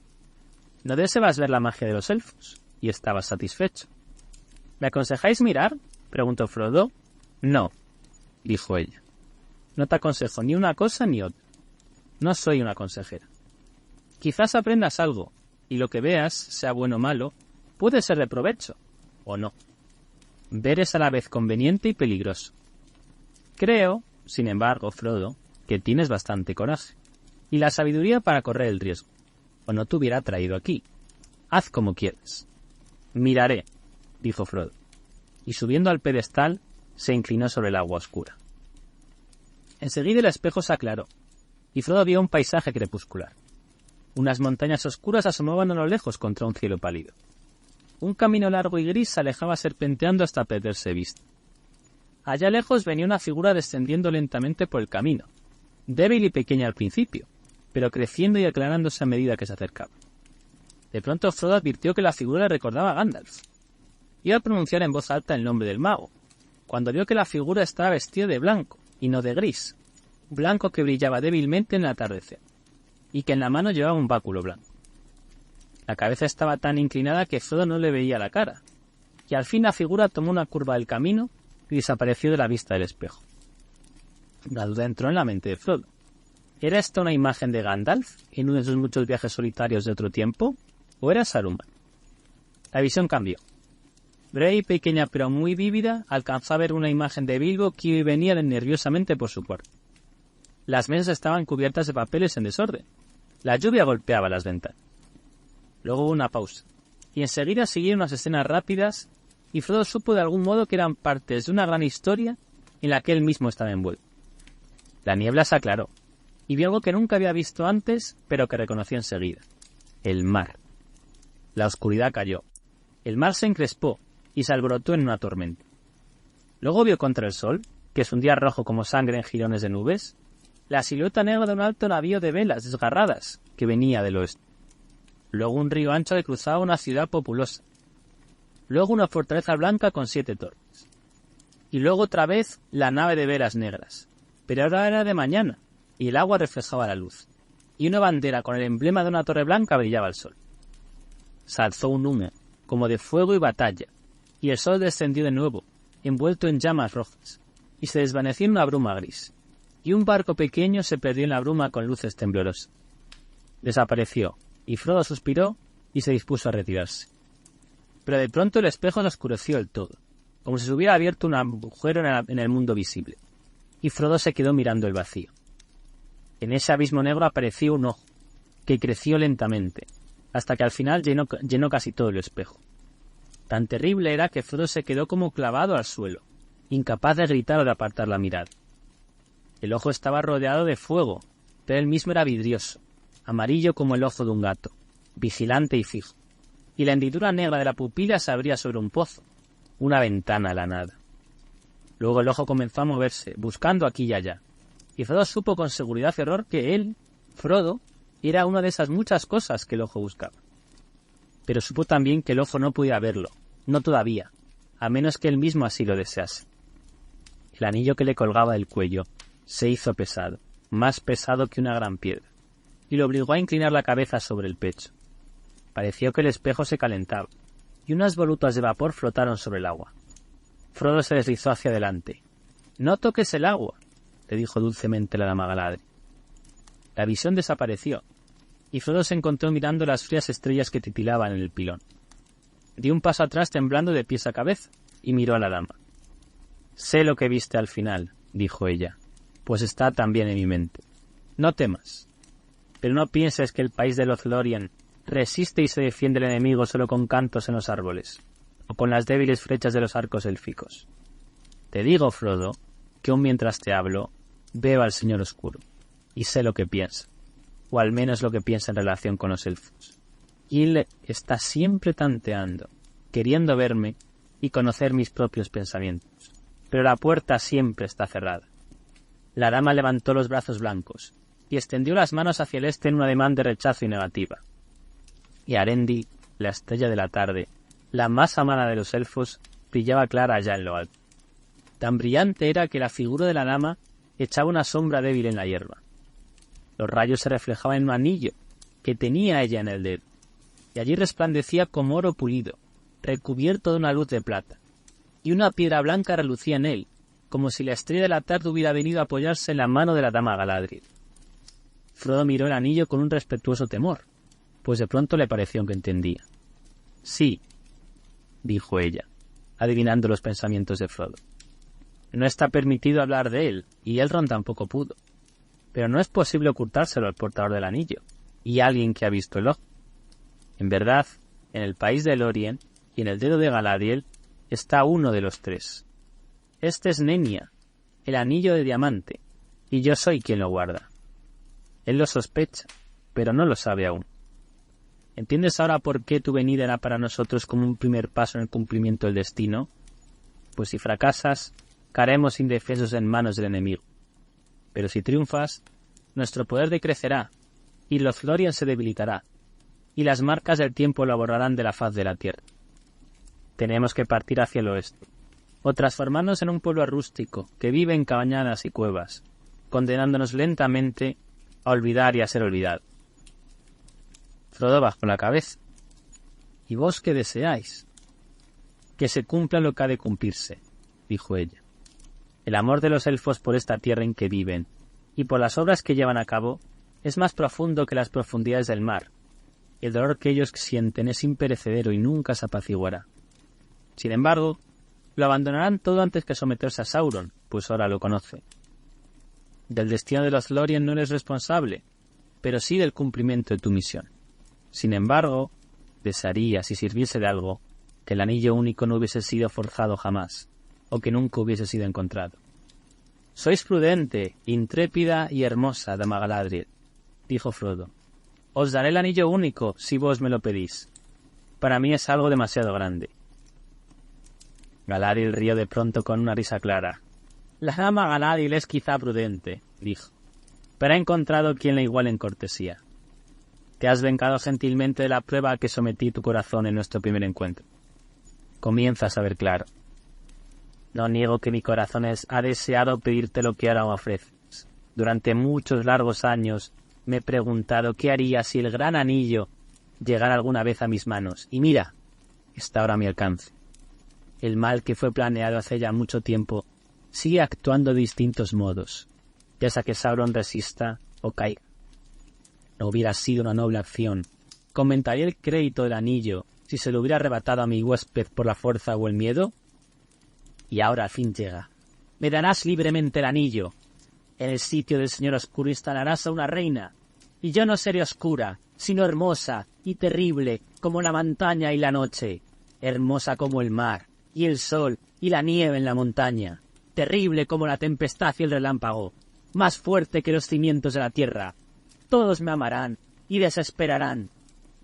Galadriel alzó la mano, y del anillo que llevaba brotó una luz que le iluminó a ella sola, dejando todo el resto en la oscuridad. Se irguió ante Frodo, y pareció que tenía de pronto una altura inconmensurable, y una belleza irresistible, adorable y tremenda. Enseguida dejó caer la mano.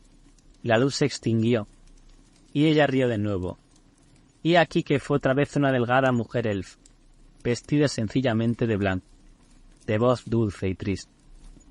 He pasado la prueba, dijo. Me iré empequeñeciendo, marcharé al oeste y continuaré siendo Galadriel. Frodo yacía de cara al cielo, y ella la araña se inclinaba sobre él, tan dedicada a su víctima que no advirtió la presencia de Sam, ni lo oyó gritar hasta que lo tuvo a pocos pasos. Sam, llegando a todo correr, vio a Frodo atado con cuerdas que lo envolvían desde los hombros hasta los tobillos, y ya el monstruo a medias levantándolo con las grandes patas delanteras, a medias a la rastra, se lo estaba llevando. Junto a Frodo en el suelo, inútil desde que se le cayera de la mano, centelleaba la espada élfica. Sam no perdió tiempo en preguntarse qué convenía hacer, o si lo que sentía era coraje, lealtad o furia. Se abalanzó con un grito y recogió con la mano izquierda la espada de Frodo. Luego atacó. Jamás se vio un ataque más feroz en el mundo salvaje de las bestias, como si una limaña pequeña y desesperada, armada tan solo de dientes diminutos, se lanzara contra una torre de cuerno, inclinada sobre el compañero caído. Como interrumpida en medio de una enseñación por el breve grito de Sam, ella la araña volvió lentamente hacia él, aquella mirada horrenda y maligna. Pero antes que llegara a advertir que la furia de este enemigo era 1000 veces superior a todas las que conociera en años incontables, la espada centelleante le mordió el pie y amputó la garra. Sam saltó adentro, al arco formado por las patas, y con un rápido movimiento ascendente de la otra mano, lanzó una estocada a los ojos arreceimados en la cabeza gacha de ella la araña. Un gran ojo quedó en tinieblas. Ahora la criatura pequeña y miserable estaba debajo de la bestia, momentáneamente fuera del alcance de los picotazos y las garras. El vientre enorme prendía sobre él con una pútrida fosforescencia y el hedor le impedía respirar. No obstante, la furia de Sam alcanzó para que asestara otro golpe, y antes de que ella, la araña, se dejara caer sobre él y lo sofocara, junto con ese pequeño arrebato de insolencia y coraje, le clavó la hoja de espada élfica con una fuerza desesperada. Pero ella, la araña, no era como los dragones, y no tenía más puntos vulnerables que los ojos. Aquel pellejo secular de agujeros y protuberancias de podredumbre estaba protegido interiormente por capas y capas de excrescencias malignas.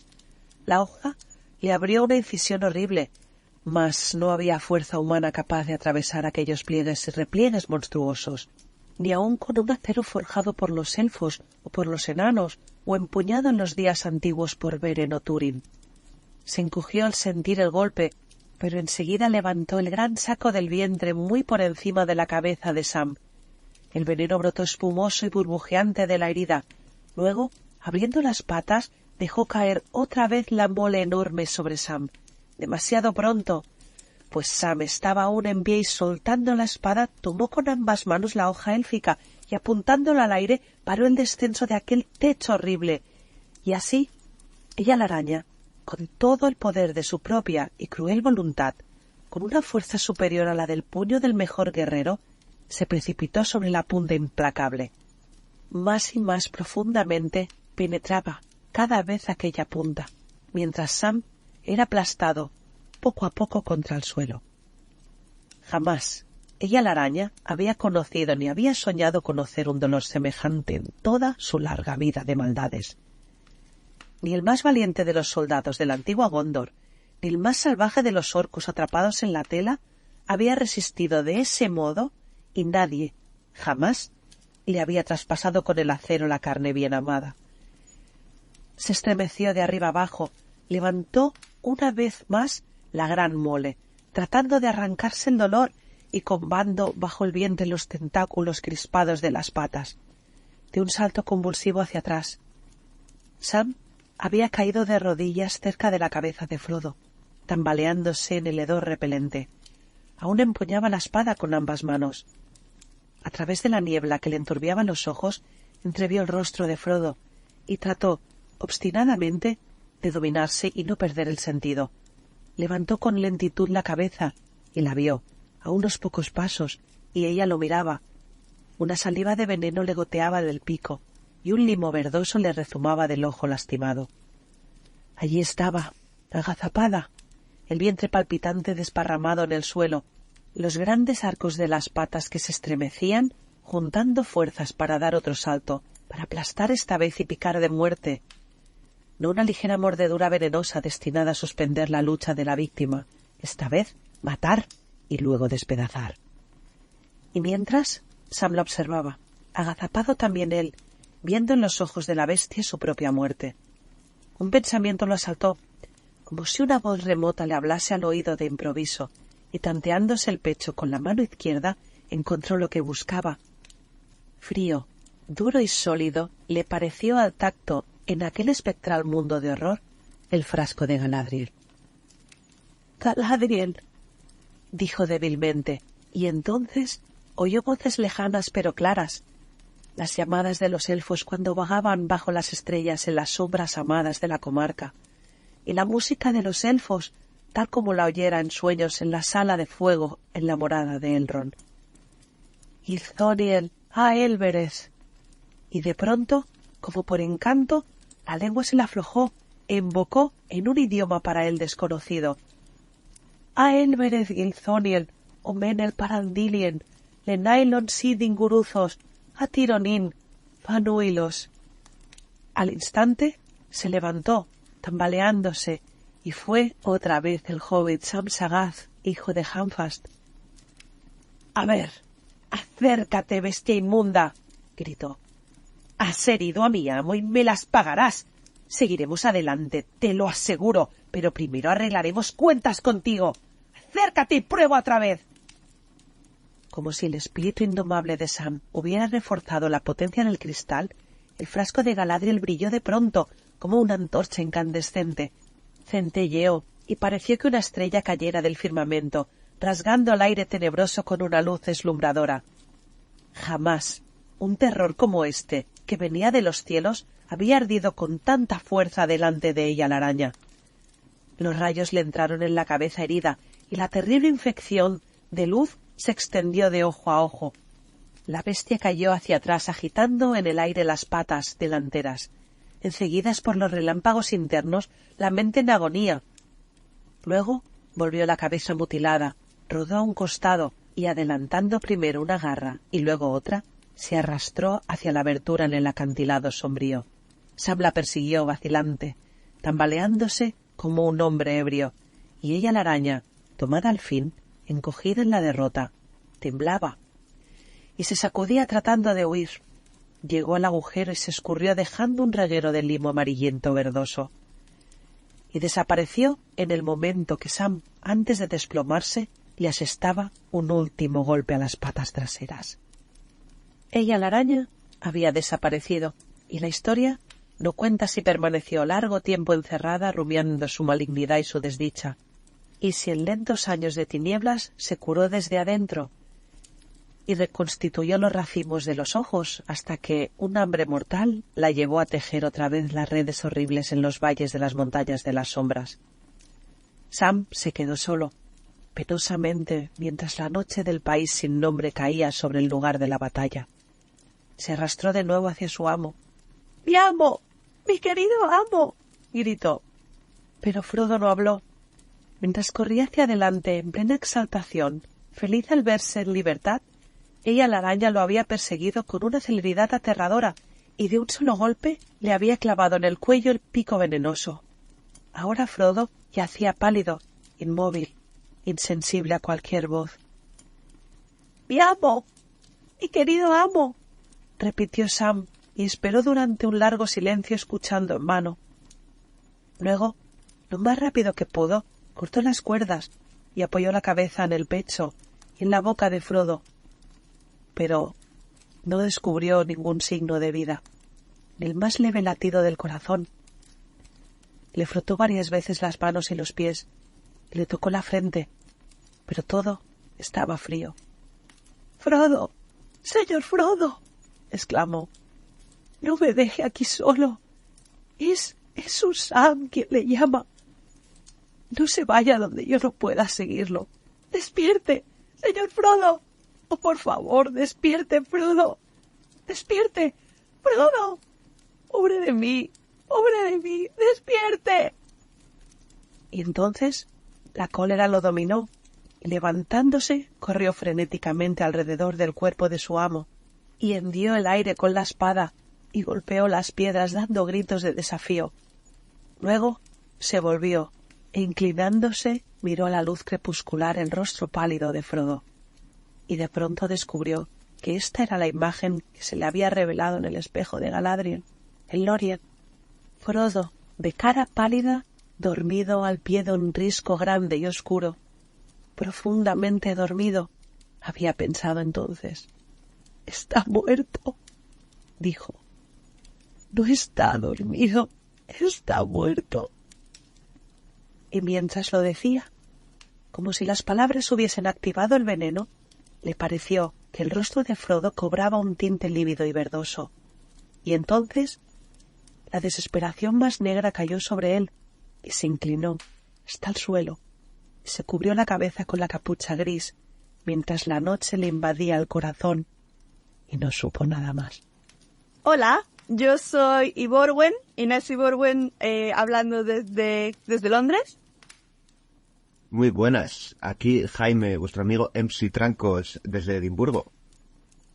Y hemos escogido leer para este día tan señalado el enfrentamiento de Éowyn contra el Rey Brujo, por muchos motivos. Es un texto muy guay, para empezar, y habiendo sido el 8M hace muy poquito, este es un texto que siempre sale en todos los debates sobre si Tolkien era feminista o no, y las mujeres en la obra de Tolkien. ¿Alguna otra razón, Trancos? Por supuesto. Me hace mucha gracia que tuviéramos un poco la misma idea, aunque te lo propusiera yo antes de leer el texto en inglés, porque este texto en inglés es muy bueno, suena... A mí me gusta decir que suena a lo que se dice en el texto. Y me alegra mucho que compartir esta lectura en inglés con todos los oyentes de Fase 24 y esperemos que la disfruten mucho. Bueno, pues sin más dilación, vamos allá. We are ready. But lo, suddenly in the midst of the glory of the king, his golden shield was dimmed. The new morning was blotted from the sky. Dark fell about him. Horses reared and screamed. Men cast from the saddle lay grovelling on the ground. To me! To me! Cried Theoden. Ha, Berlingas!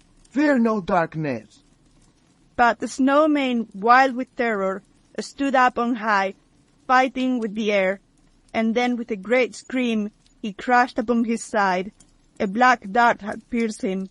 The king fell beneath him. The great shadow descended like a falling cloud. And behold, it was a winged creature, if fair, then greater than all other birds. And it was naked, and neither quill nor feather did it bear. And its vast pinions were as webs of hide between horned fingers. And its tongue, a creature of an older world maybe it was, whose kind lingering in forgotten mountains could beneath the moon outstay the day, and in a hideous eyrie bred this last untimely brood up to evil. And the Dark Lord took it, and nursed it with fell meat, until it grew beyond the measure of all other things that fly, and it gave it to his servant to be his steed. Down, down it came, and then, folding its finger webs, it gave a croaking cry, and settled upon the body of a snow maid, digging its claws, stooping its long naked neck. Upon it sat a shape, black-mantled, huge and threatening. A crown of steel he bore, but between brim and robe naught was there to see, save only a deadly gleam of eyes, the Lord of the Nazgul. To the air he had returned, summoning his steed ere the darkness failed, and now he was come again, bringing ruin, turning hope to despair, and victory to death. A great black mace he wielded. But Theoden was not utterly forsaken.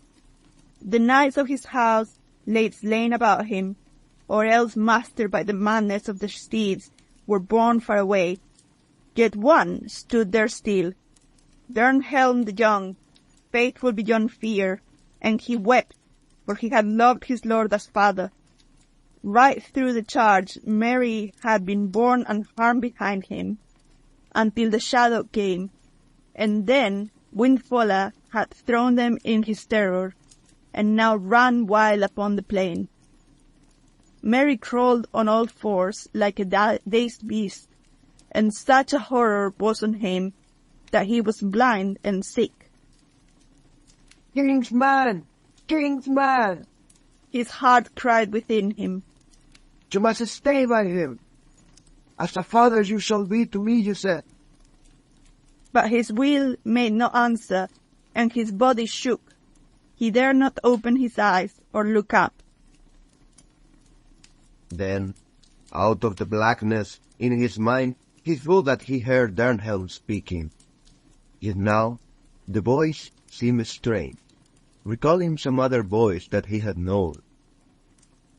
Begone, foul Dimmerlake, Lord of Carrion, leave the dead in peace. A cold voice answered. Not between the Nazgul and his prey, or he will not slay her.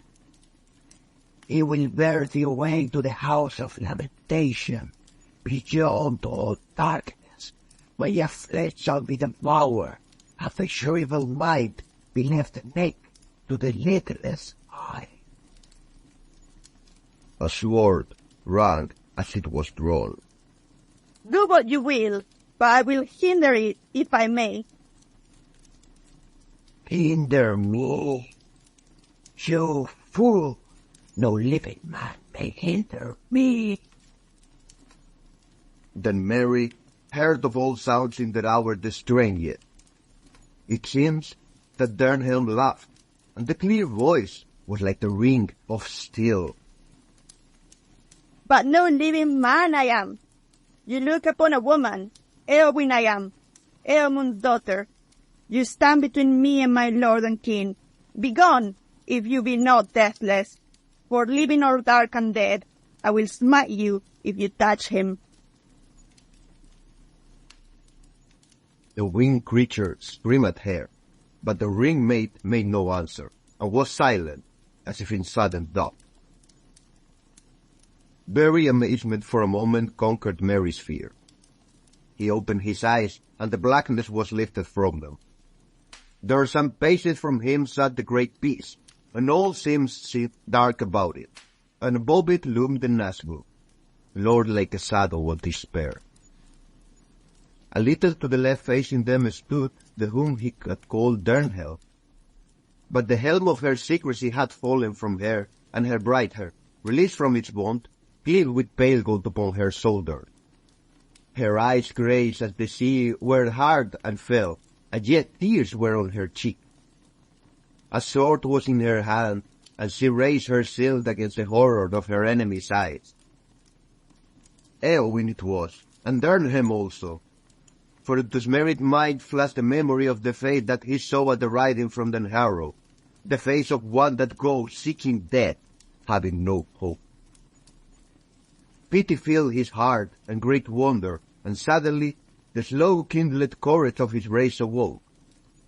He clenched his hand. She should not die, so fair, so desperate. At least she should not die alone, unaided.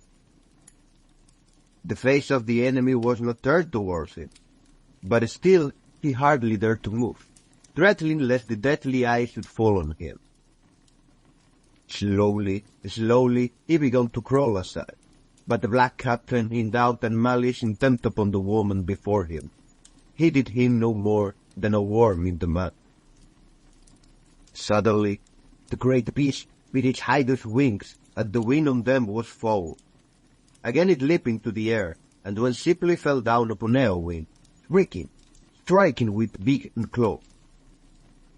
Still, she did not blench. Maiden of the Rohirrim, child of kings, slender but as a steel blade, fair yet terrible. A swift stroke she dealt, skilled and deadly. The outstretched neck she clove asunder, and the hewn head fell like a stone. Backward she sprang as the huge shape crushed to ruin, vast wings outspread, crumpled on the air, and with its fall the shadow passed away. A light fell about her, and her hair shone in the sunrise. Out of the wreck rose the Black Rider, tall and threatening, towering above her. With a cry of hatred that stung the very ears like venom, he let fall his mace. Her shield was shivered in many pieces, and her arm was broken. She stumbled to her knees. He bent over her like a cloud, and his eyes glittered. He raised his mace to kill.